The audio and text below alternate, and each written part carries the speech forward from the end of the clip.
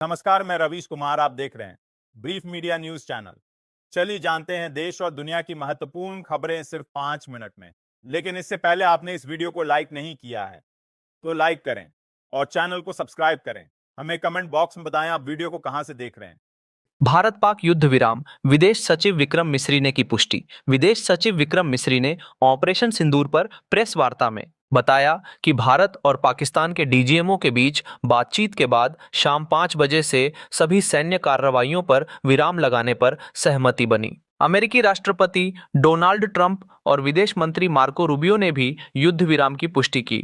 पाकिस्तान के उप प्रधानमंत्री इशाक डार ने इसे शांति की दिशा में अहम कदम बताया। विदेश मंत्री एस जयशंकर ने भारत की आतंकवाद विरोधी नीति को दोहराया। कांग्रेस ने प्रधानमंत्री से सर्वदलीय बैठक और संसद का विशेष सत्र बुलाने की मांग की। भारत सरकार ने स्पष्ट किया है कि भविष्य में देश में होने वाली किसी भी आतंकवादी घटना को युद्ध की कार्रवाई माना जाएगा और उसका जवाब भी उसी स्तर पर दिया जाएगा। सरकारी सूत्रों ने बताया कि यह निर्णय आतंकवादियों और उनके मददगारों के लिए एक सख्त चेतावनी है। यह संदेश विशेष रूप से पाकिस्तान को दिया गया है, जो भारत विरोधी आतंकी संगठनों को समर्थन देता रहा है। पहलगाम आतंकी हमले के बाद यह रुख और कड़ा हुआ है। भारत पाकिस्तान युद्ध विराम की घोषणा के बाद प्रधानमंत्री नरेंद्र मोदी ने रक्षा मंत्री राजनाथ सिंह, विदेश मंत्री S Jaishankar, CDS general Anil Chauhan और विदेश सचिव विक्रम मिस्री सहित शीर्ष अधिकारियों के साथ उच्च स्तरीय बैठक की। सरकारी सूत्रों ने बताया कि सिंधु जल संधि फिलहाल स्थगित रहेगी। अमेरिका की मध्यस्थता से युद्ध विराम पर सहमति बनी है।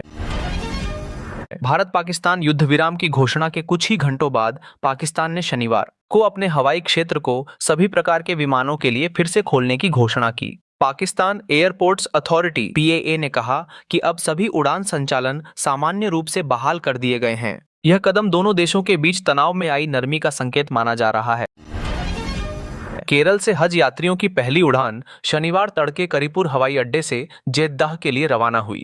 एयर इंडिया एक्सप्रेस की फ्लाइट IX-311 ने 172 तीर्थयात्रियों को लेकर उड़ान भरी, जिनमें 93 महिलाएं शामिल थीं। सभी यात्री शुक्रवार सुबह हज हाउस करीपुर पहुंचे थे और वहीं जुमा की नमाज अदा की। हज मामलों के मंत्री वी अब्दुर्रहमान ने हज कैंप का उद्घाटन किया और पहले जत्थे को सऊदी अरब के लिए रवाना किया।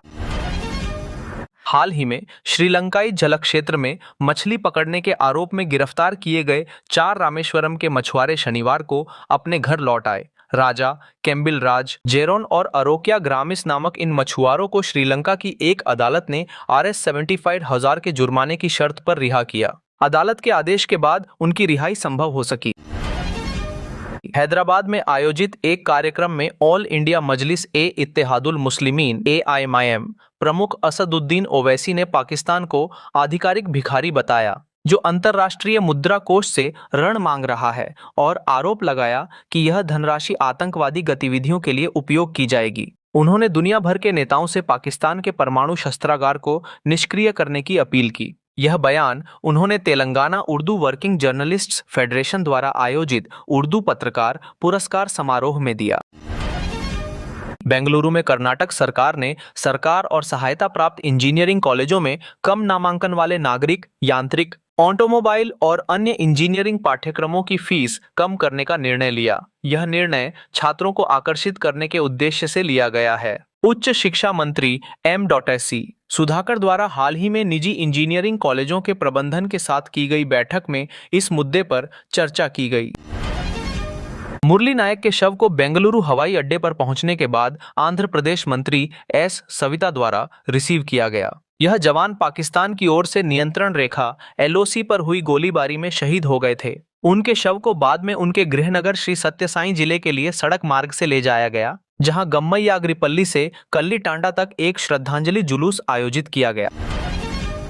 मिस वर्ल्ड 2025 की भव्य शुरुआत हैदराबाद के गाचीबौली स्टेडियम में हुई। तेलंगाना की संस्कृति का रंगारंग प्रदर्शन किया गया। मुख्यमंत्री Revanth Reddy, miss world chairperson Julia Merle और मिस वर्ल्ड क्रिस्टिना पिस्कोवा मौजूद रहीं। प्रतिभागियों ने राष्ट्रीय ध्वज के साथ परेड की, जिससे आयोजन में वैश्विक एकता और संस्कृति की झलक देखने को मिली।